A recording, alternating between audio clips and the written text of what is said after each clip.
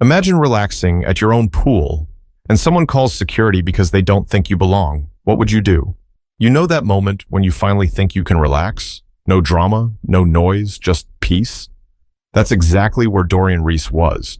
Or at least, that's where he thought he was, until everything went sideways. It was a warm Saturday afternoon in Scottsdale, Arizona, the kind where the sun hits just right and the sky looks like it's been painted with a giant blue brush. Dorian, a man in his early 50s with salt and pepper hair and a lean, athletic frame, had just finished swimming a few lazy laps in the private pool of Sandalwood Estates, the gated community he recently moved into after retiring from an intense 28-year career as a Navy SEAL Admiral. He loved everything about his new place. The palm-lined streets, the mountain views in the distance, the feeling that, finally, he could take a breath without looking over his shoulder. After years of deployments and stress, this pool was his little slice of heaven. Wearing a simple black swim shirt and matching trunks, Dorian grabbed his towel, leaned back in one of the loungers, and closed his eyes, soaking in the warmth. His duffel bag, marked with faded military patches, sat neatly by his side. He wasn't flashy, he wasn't loud, he wasn't bothering anybody. But sometimes, that's still not enough, and that's when he heard it.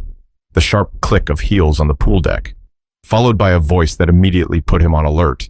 Excuse me, sir." Dorian opened his eyes, blinking against the sun. Standing in front of him was a woman he'd never seen before. Mid-40s, short blonde hair styled within an inch of its life, expensive sunglasses perched on her nose, a designer beach bag hanging from one arm. Her name, he'd later learn, was Charlene Davenport. At first, Dorian thought she was going to ask for directions or maybe complain about the weather. Small talk, the kind of thing you expect from a neighbor you don't know yet.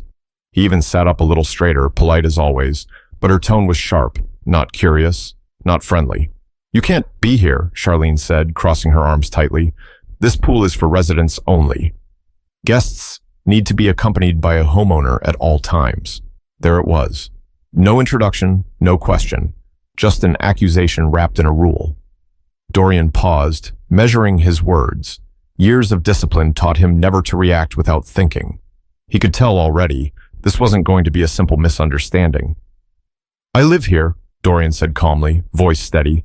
"Bought the place on Mariposa Drive. Just moved in last month." He even offered a small smile, hoping to ease the tension before it grew into something bigger. Charlene didn't budge. She squinted at him like she was trying to see through him, like the facts didn't quite line up in her mind. "I don't think so," she said, her voice getting louder. "I know everyone in this community. You're not one of them." Dorian raised an eyebrow, the smile fading from his face. He wasn't in the mood to prove his existence to a stranger, but he also knew better than to let anger get the better of him. Not here, not now. "I'm Dorian Reese," he said, standing up and brushing water from his arms. "Unit 14B. You're welcome to check with the property office if you need." But Charlene wasn't interested in facts. She stepped back, digging into her beach bag, fumbling for her phone. "You have 2 minutes to leave before I call security," she snapped. "You're trespassing." Dorian looked around the empty pool deck. The only other sound was the distant buzz of a landscaper's trimmer somewhere down the road. He realized, with a sinking feeling, that she was dead serious. But instead of backing down, Dorian decided to stay right where he was. And that's when things started to spiral fast. Charlene's thumb hovered over her phone screen, her whole body stiff with anger she hadn't bothered to hide. Dorian stayed calm, arms crossed casually over his chest. He wasn't going anywhere. Not because he wanted trouble, but because he had nothing to apologize for. "Call whoever you need to call," he said, voice low but firm. "I'm not leaving my own pool." That only seemed to set her off more. "You're making this harder than it has to be," Charlene hissed. "If you had any respect, you'd leave quietly." Dorian's eyes narrowed just a little, but he kept his posture relaxed. He could already see how this would play out. If he raised his voice, he'd be the aggressor. If he stood his ground, he'd be the threat. No win either way. Charlene pressed a button and put her phone on speaker. "Yes, I need security at the community pool," she said sharply. "There's a man here who refuses to leave. I think he's dangerous." Dangerous. The word hit the air like a slap. Dorian didn't move, didn't flinch. Years of training had taught him how to keep his cool when people panicked around him, or worse, tried to paint him as something he wasn't. "Help's on the way," Charlene said, smug now, lowering her phone and crossing her arms again. "You might want to start packing up your things." For a long beat, Dorian just looked at her, studying her face. The fear wasn't real. It was entitlement, assumption, a script she'd already written in her head before she ever spoke to him. Another resident, an older man in jogging shorts and a baseball cap, wandered onto the pool deck, carrying a rolled-up towel under his arm. He slowed when he saw the scene unfolding. "Everything all right here?" the man asked, looking between Dorian and Charlene. Charlene immediately turned to him, her voice rising. "There's an intruder! I'm waiting for security!" The jogger looked at Dorian, then back at Charlene, confusion on his face. "You sure about that?" he said slowly. "I'm sure," Charlene snapped. "He doesn't belong here." Dorian caught the jogger's eyes, kind, questioning. He gave a slight shake of his head, silently asking for patience. Another neighbor, a woman with a yoga mat slung over her shoulder, paused just inside the gate, sensing the tension too. It was like the whole community was slowly being pulled into the scene. And still, Dorian stood there, calm as a slow river, waiting for the truth to catch up. Minutes later, a white golf cart rolled into view. Two security officers climbed out, one of them talking into a handheld radio. Charlene practically ran toward them, pointing back at Dorian like she'd found a wild animal loose in her backyard. "That's him! That's the man I was telling you about." The lead officer, a short woman with sharp brown eyes and a badge clipped to her polo shirt, held up a hand. "All right, ma'am, slow down. We'll take it from here." They approached Dorian carefully, but not aggressively. "Sir," the officer said, "can we get your name and unit number?" "Dorian Reese, 14B, Dorian said easily. "Bought it about a month ago. Feel free to verify." Charlene huffed loudly behind the officers, muttering about liars and rules being rules. The second officer, a younger man, pulled out a tablet and tapped quickly into the resident database. Meanwhile, the small crowd around the pool grew. A couple of teenagers with towels draped over their shoulders, a mom holding a toddler, an elderly woman with a sun hat. All of them, watching now, whispering behind their hands. The tension was thick enough to cut with a knife. The lead officer's radio crackled, and she listened for a second, then turned back to Charlene. "Ma'am, Mr. Reese is a registered homeowner. Everything checks out." Charlene blinked, stunned. Her mouth opened, but no words came out. He's a resident?" she said weakly. "Yes, ma'am," the officer said, her tone polite but firm. "Fully verified. He's allowed to be here." But instead of apologizing, Charlene's face twisted in frustration, like reality itself had betrayed her. And that's when the real damage started showing. Charlene stood frozen for a second, staring at the security officers like she couldn't believe what she'd just heard. Around her, the little crowd by the pool got a little braver, whispering louder now. Eyes darted between Charlene and Dorian, trying to figure out how they'd ended up here in the first place. Dorian stayed where he was, arms relaxed at his sides, not gloating, not smiling, just waiting. Charlene recovered quickly, puffing herself up like she could erase the last 5 minutes if she just acted indignant enough. "Well, how was I supposed to know?" she snapped, loud enough for everyone to hear. "He doesn't look like he lives here." The words hung in the air, heavy and ugly. Someone gasped. Someone else muttered, "Are you serious?" under their breath. Dorian didn't blink.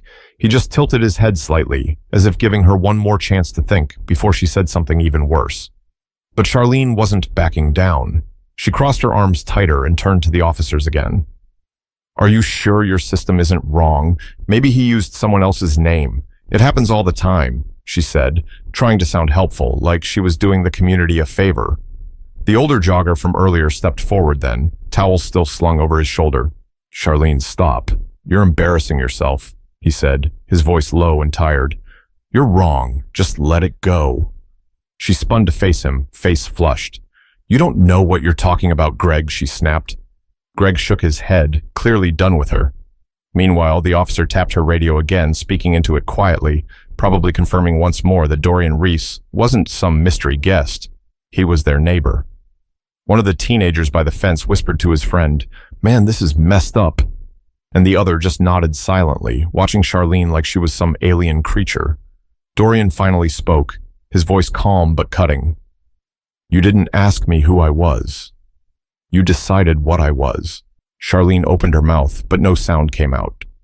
You decided I didn't belong here the second you saw me, he continued, and you called for backup like I was a problem you needed to fix. His words weren't shouted. They were plain, heavy with the kind of truth that didn't need volume to hit hard.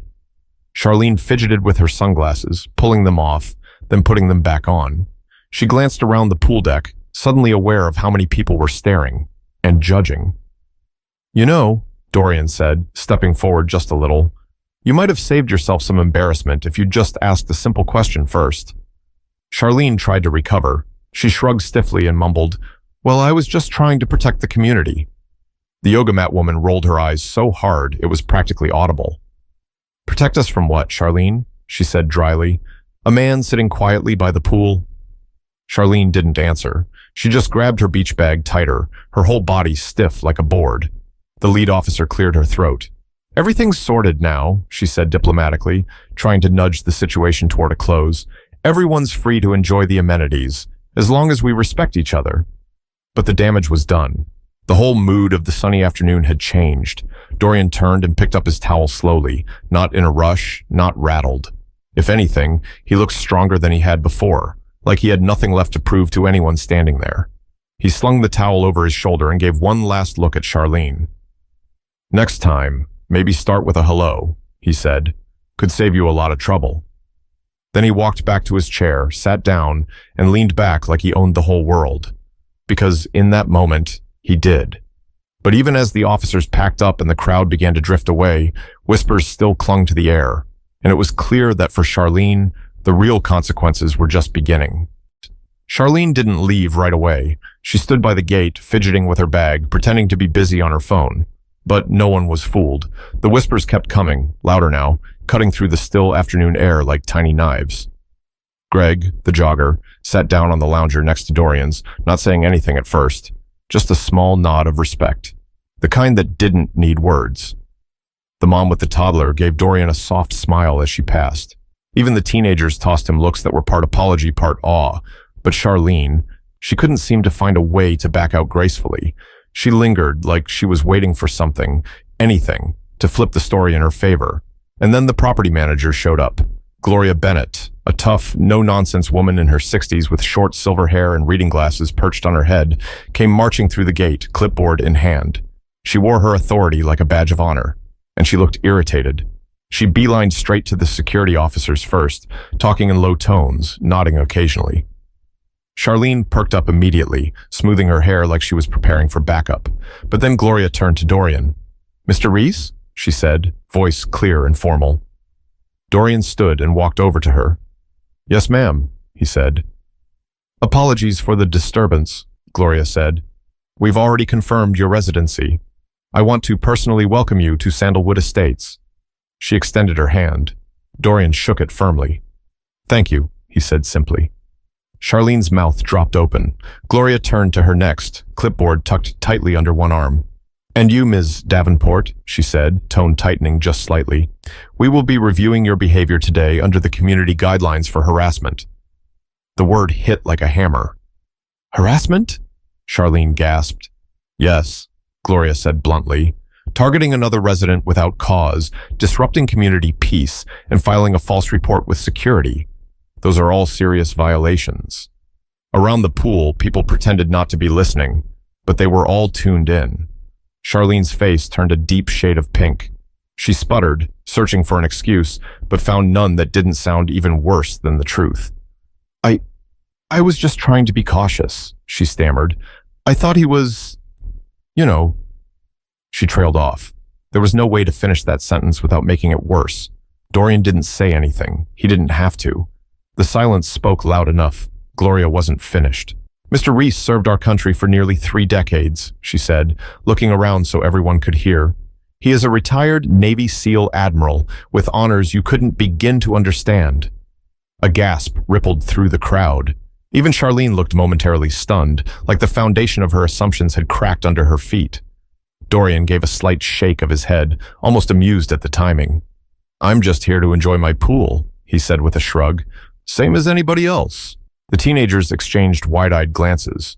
One of them muttered, "Dude's a SEAL? That's crazy," half in awe. Greg chuckled softly and leaned over to Dorian. "Guess they don't teach common sense with a real estate license," he said under his breath. Dorian allowed himself a small smile. Charlene, meanwhile, seemed to shrink in place. She clutched her bag tighter, trying to make herself invisible, but it was too late for that. Gloria made a note on her clipboard. "We'll be in touch, Ms. Davenport," she said crisply. "Until then, I suggest you reflect on how you treat your neighbors." With that, she turned and marched off toward the office. Security followed, leaving Charlene standing alone by the gate, all her earlier fire gone cold. But even as the scene broke apart and people returned to their towels and sun chairs, the echo of what happened stuck in the air. And Charlene knew this wasn't something she could just brush off and forget. The afternoon dragged on, but the energy around the pool never really returned to normal. People lounged, sure, but there was a stiffness to it now. Conversations were quieter, glances were quicker. Everyone had witnessed something they couldn't unsee. Charlene finally slipped away, head down, practically speed-walking back toward the parking lot. No dramatic exit, no last word, just the weight of 100 silent eyes on her back.